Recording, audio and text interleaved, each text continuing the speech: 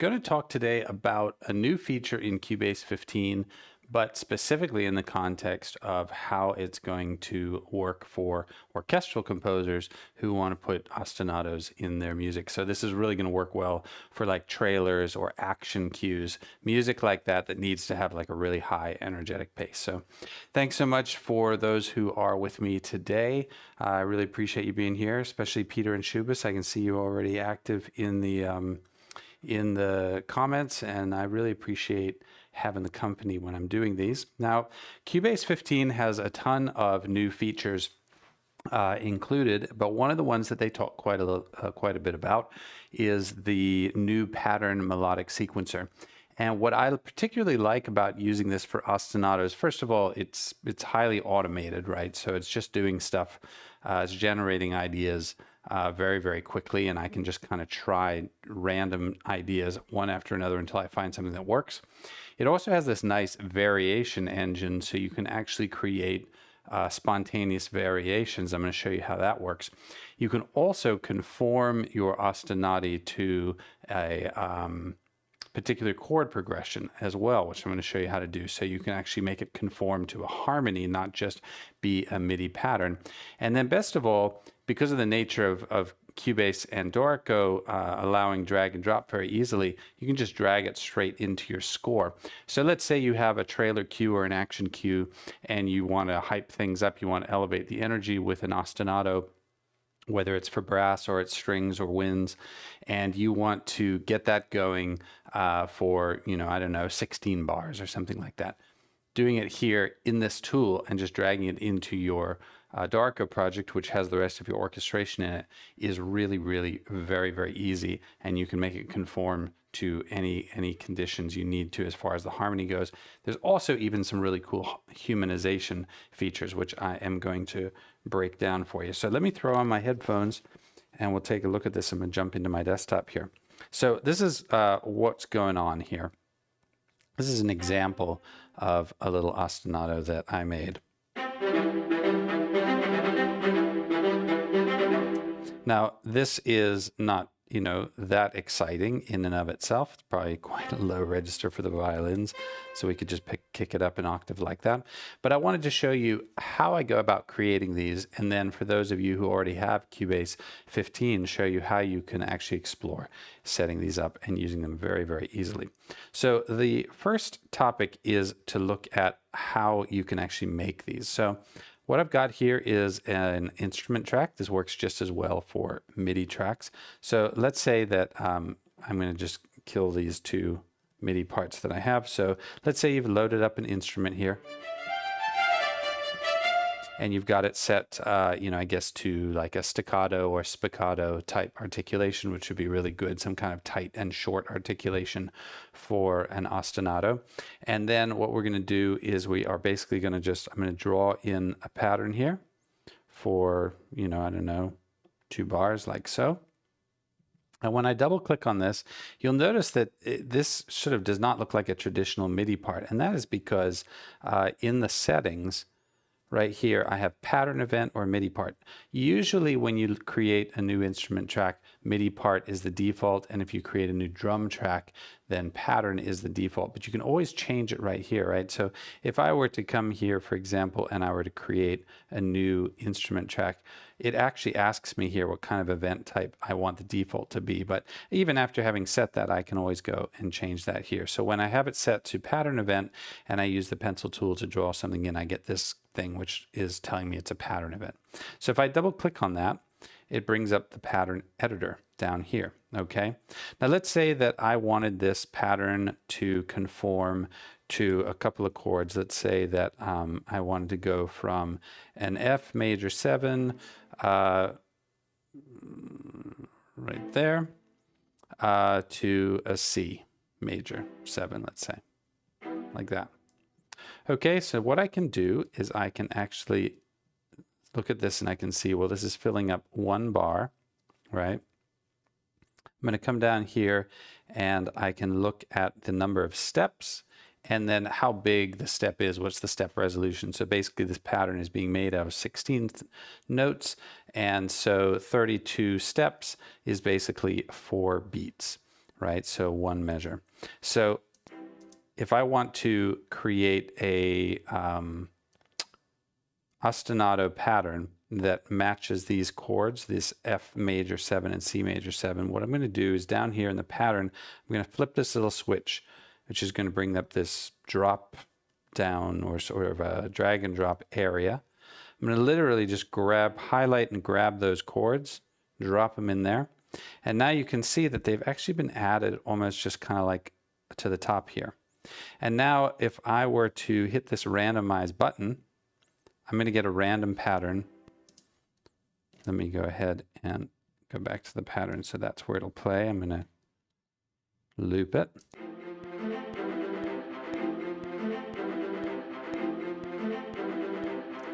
So this has created a 4-bar pattern, or a 2-bar pattern rather.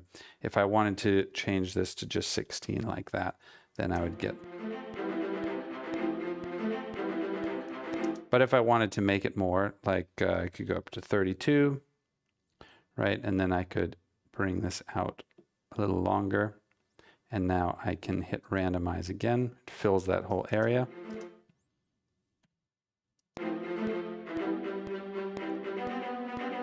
Now, not every idea that it comes up is great, but I just keep hitting the randomize button. And anywhere you see this little dice, it'll basically create random values for you. So, for example, we could decide that we wanted to lengthen some of the notes so that they're not all 16ths by bringing this ties value up a little bit. We could even include some repeats and even allow for larger intervals like that. And now when I randomize, you'll see that some of the notes or some of the pitches in my pattern are now taking up multiple steps.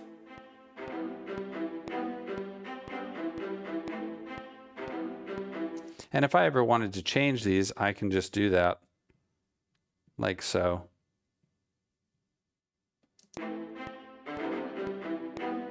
So I can change anything that I like or don't like. And it's conforming the notes to these chords. So you can see that it's loaded the notes that are relevant to these particular chords, and then it's created a pattern using those chords, which is, you know, gonna save me a little bit of time in terms of making sure that the ostinato is actually harmonized. Now, another aspect of this is beyond going to randomize, we can use this variations feature down here. And this slider here, which goes from 0 to 100, is basically how different do you want this variation to be. So if I go to 100, essentially when I click variation, it's just going to create, it's still going to use these values here for the kind, but it's basically going to be completely random. Whereas if I slide this variation all the way down, it basically doesn't change it at all, right? So no matter how many times, so variation at 0% means no variation. Variation at 100% means completely unrelated. But let's say that I wanted, let's find one that I like.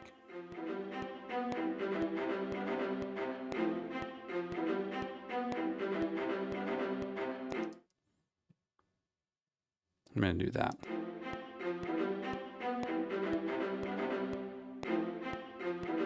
Actually, maybe we'll do this. Okay, so let's say I really like that, but I wanted to create a couple of variations. Well, I can come up here and I can hit duplicate like that. So now I have pattern 3. I can actually rename these as well if I want to, right there. So I'm going to say, okay, pattern 3, I want it to be a variation. I want it to be very similar, but a little different. So I'm going to bring this slider down to, you know, maybe like 23%. Let's see what that does. So it changed some things, left some things. Now it's still playing back up here because it's playing pattern 2 right here. So if I go and change pattern 3 instead. So now what I could do is I could bring this out and I could say, okay, this is pattern 2 and this is pattern 3. It's the slight variation. And if you rename them down here, then you will see that show up. So if I called this original, let's say, and I went to pattern 3 and I renamed it to var1 for variation 1, right? Now you can see in these drop-down boxes it says original and var1. So now I've got the original and this other one that's a slight variation because my variation setting down here was just set to 23.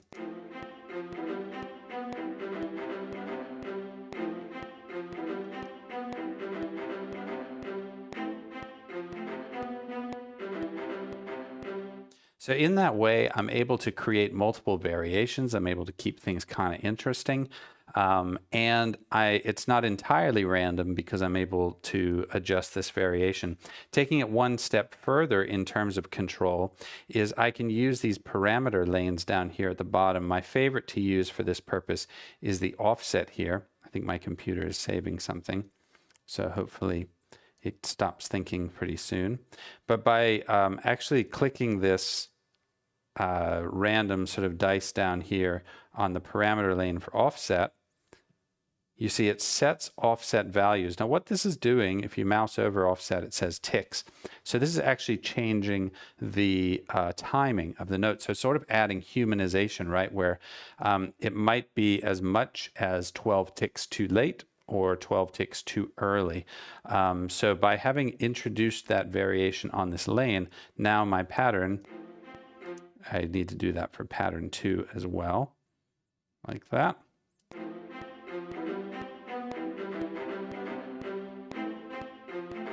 So now both patterns have slight variations in terms of when the notes are actually hitting. It's not super, super tightly on the grid.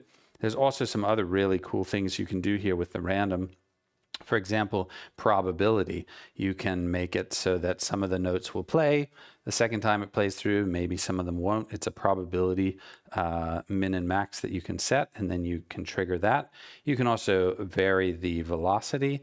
This velocity variance here is kind of handy, so I might go for like minus 15% and plus 15%, like that. So it's pretty minimal difference. But there is now going to be velocity and timing offset.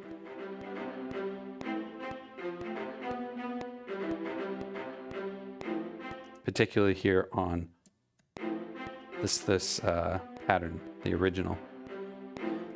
So it's very easy to exercise a little bit of control as well in terms of what the random parameters are, in terms of what the chords are, in terms of creating variations with, that either really hewn very close to the original or stray very far from the original. That's control you have. Density actually allows you to remove some of the steps like this. It's non-destructive, which is really cool. So if I turn it all the way up, that's the pattern. But if I slowly turn it down, I get fewer and fewer, right? So if I had something like this with no room, we're just going to get straight 16ths. Let's go ahead and create another pattern with straight 16ths. And I'm going to hit randomize. And I get this. Then I could actually use this density knob to kind of remove some of them, or I could come down to probability and I could randomize the probability, and that would make it so that some of these notes play, some of them don't. It's really going to be a random outcome.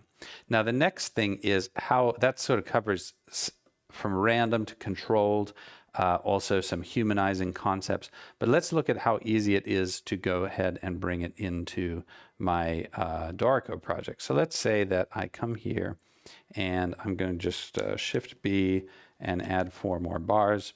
And I'm going to select bar 24 there. Going to go down to the, right menu, but open up the, or right mode, but open up the key editor. And so this is the bar I want to drop it on right here at -24. And so what I'm going to do is I'm going to come up here. I'm going to say convert this MIDI or this event to a MIDI part. Converts the pattern to MIDI exactly. If I open that up, you could actually see now. Oops, sorry for the hyper zoom there. Let me see. I was just going to show you that there is actually the variations are all built in. So let's say that we had a grid of 16ths. We can actually see that there are slight variations from all that probability and velocity and offset changes that we made. But now we can just drag this from Cubase down here into this bar right here, drops it right in, and there's my ostinato right there. This is what got kicked out, right? Now this is playing through another instrument that's loaded, and I'm going to kick it up an octave because it's a violin.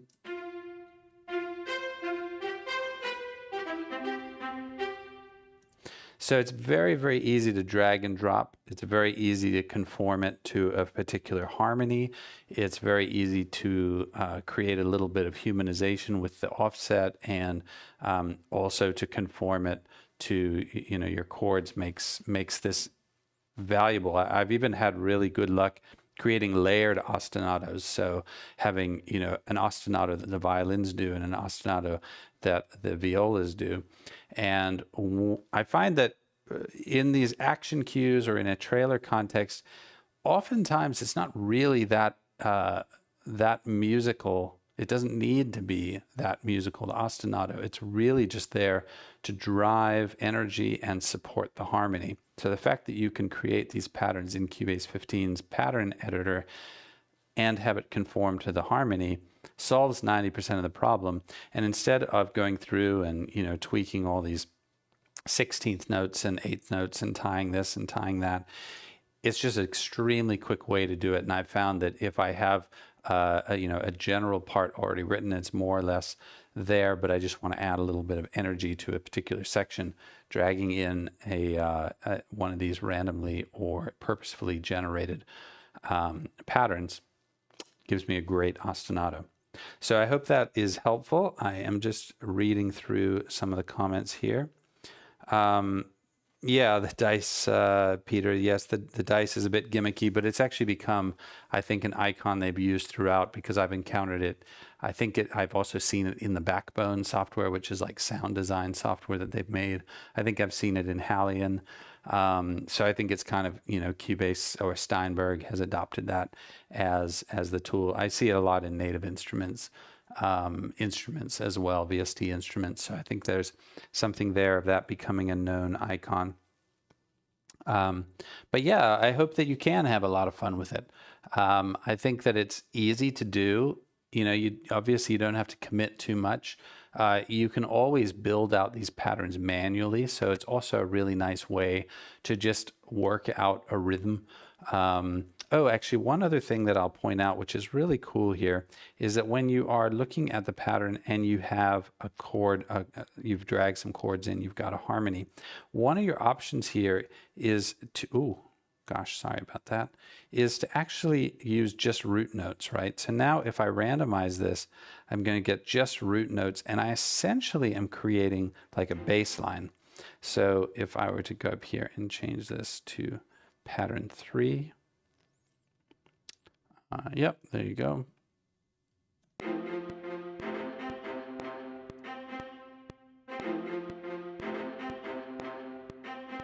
Create another one.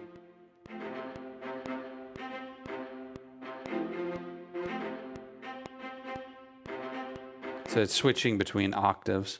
You can turn those off. You can limit the range here as well. So, you know, if you went over here and you said, well, my pitch, I actually want this to be between C2 and G2, let's say. You're limiting it to just those. Now randomize and only use root notes.